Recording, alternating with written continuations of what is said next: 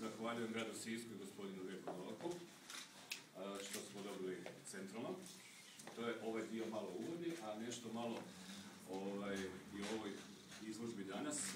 Mi sad nastavljamo samo jedan kontinuitet koji je počeo sa onom komunalnom zonom izložbom i tako sad je opet jedna gradska tema, povijest hokeja u Sisku. Ja se nadam i uvjeren sam u to da ćemo i dalje nastaviti sa ovakvom vrstom izložba, s tim da već u 20.12. ovdje je izložba o osnivanju biskupije. Tako da ćemo opet imati nekakvu malu povijest ovdje u našoj galeriji. Ja bih sad samo zamolio predsjednika hokejaškog kluba, Alena. Da, dobro, Alena da nešto kaže, a nakon toga će gospodin Novak otvoriti izložbu.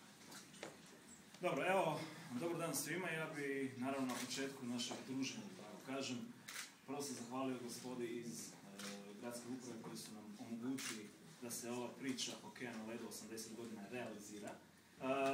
Hokej ovdje, evo, vidjeli ste već po nazivu izložbe, traje 80 godina, od prve utakmice na Gmajni 1930. godine, pa ajmo reći 1935. dok se klub nije službeno oformio kao sportsko društvo Slavija.